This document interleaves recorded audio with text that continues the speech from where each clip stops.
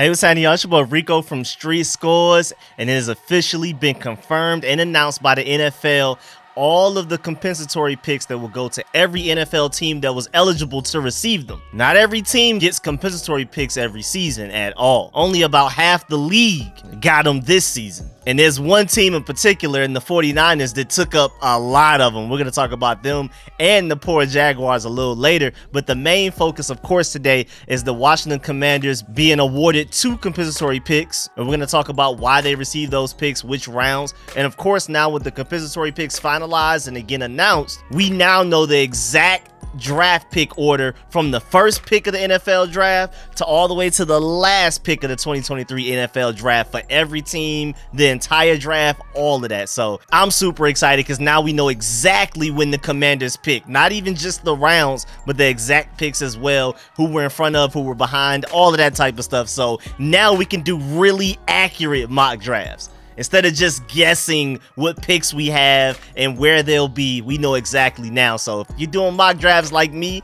of course, stay tuned for my future mock drafts that I'm working on. I know I'm coming out with at least 3 more before this upcoming draft comes out. So yeah, man, y'all get out there and start mock drafting. So we got to dive into the Commanders, a little bit about the 49ers, and a little bit about the Jaguars as well. But before we dive into all of that, make sure you subscribe to the channel, hit the bell next to the subscription button so you get notification immediately. And every time I release an informative and opinionated video just like this one, make sure you pull up every Sunday for the call-in live show where I open up the phone lines for y'all to call in and talk about whatever you want. Ask whatever questions you may have, start a debate topic for the chat for me to answer, anybody or future callers to answer as well. One Sunday we were talking about who was more valuable to this team if you had to pick one to lose or to keep, Deron Payne or Montez Sweat. It's random things like that. So make sure you pull up every Sunday for all of that type of stuff. And again, call into the show. Stay tuned for film sessions, mock drafts, anything draft, anything free agency, anything Commanders. And without further ado, let's get it.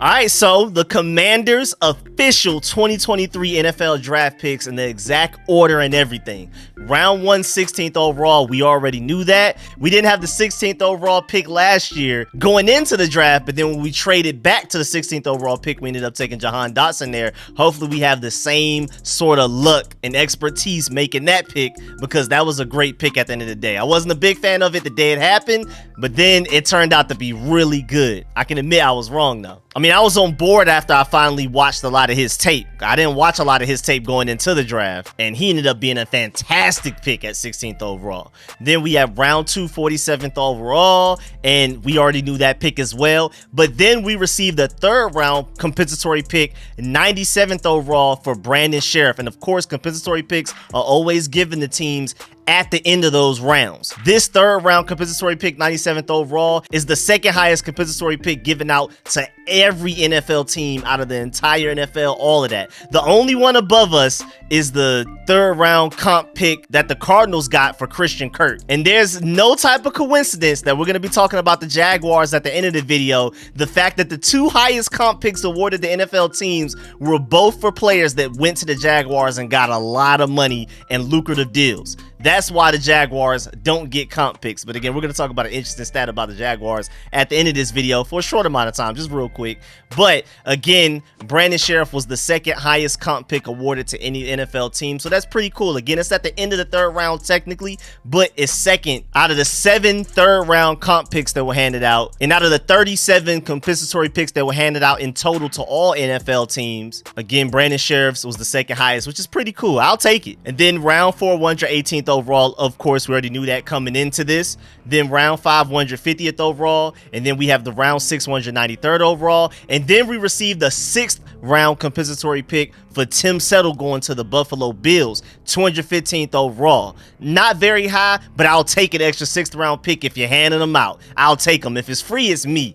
I'll take it any day of the week. And honestly, when Tim Settle first went to the Bills, I wasn't sure if we were going to get a compensatory pick for him at all. And then it was rumored that we may get like a 5th rounder for him, but now it's official. It's a 6th rounder, 215th overall. And then round 7, we already had the 233rd pick overall in the draft. And then of course, we have 8 picks in 7 rounds, which is pretty cool, especially since we lost our 3rd round pick this season. We gave up other picks for Carson Wentz as well, but 2023 NFL draft specifically, we gave up our 3rd round pick included in the trade for Carson Wentz. And of course, if he would have played enough snaps, if that would have went from a 3rd round pick to a 2nd round pick, 47th overall, which would have been terrible and would have had the fan base with pitchforks outside of Ron Rivera's house if that ended up happening, especially if everything would have went down the way that it ended up going with us releasing him 1 year after his contract anyway.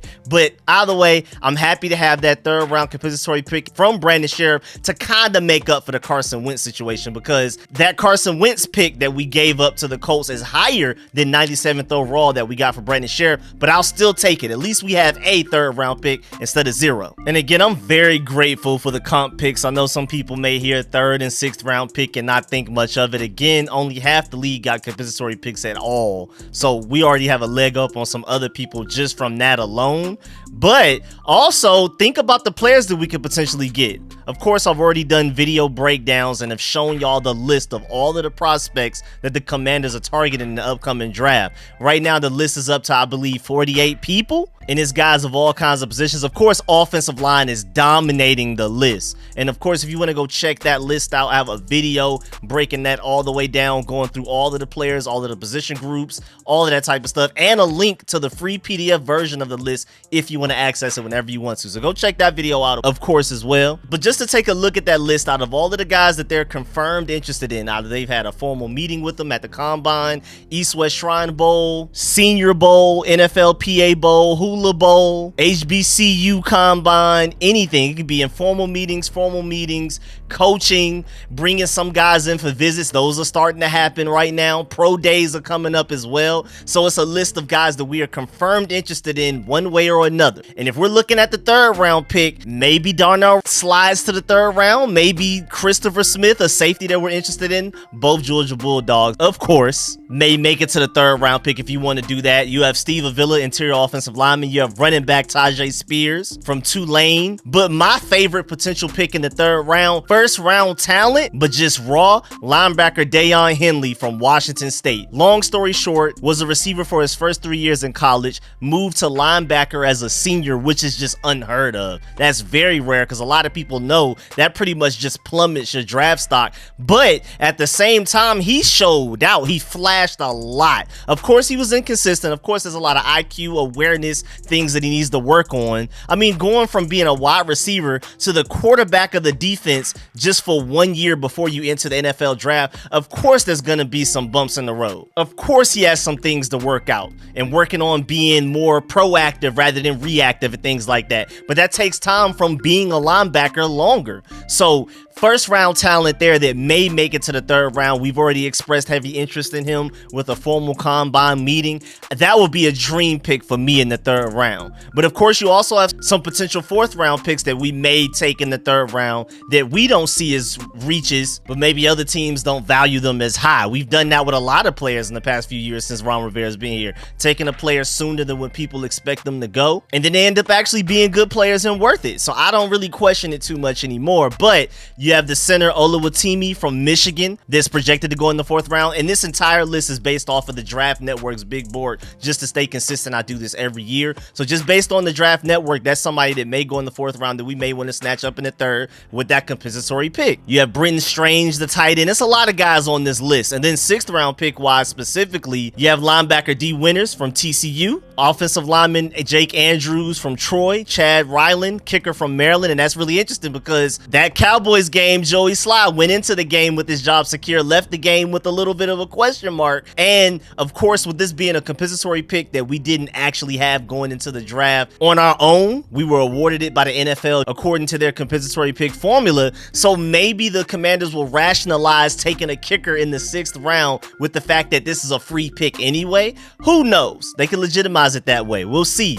But if they want to take a kicker, maybe in the 6th round makes sense. Not saying that they will, not even saying that it's likely, but I'm just saying that is a possibility. And then you also have Wanya Morris, offensive tackle from Oklahoma, and also his teammate Eric Gray, running back from Oklahoma, that we may want to take a look at in the 6th round. So those are just some of the names that we may target with those compensatory picks that we were given, again, technically for free. I mean, you get them from losing key players, but they were going to leave anyway, and I'm happy that the compensatory pick thing even exists. Now, moving on, 49ers, man, they ate up, bruh. I didn't even know this was possible. With the compensatory picks that they received, they basically acquired a second draft. They got 3 third rounders, a 5th rounder, a 6th rounder, and 2 7th round comp picks. That's ridiculous. That's an entire draft. That is 7 draft picks from comp picks alone. Now, of course, that's great because it makes up for the many picks that they lost in the Christian McCaffrey trade. So it's not like they're just sitting around with like 20 draft picks,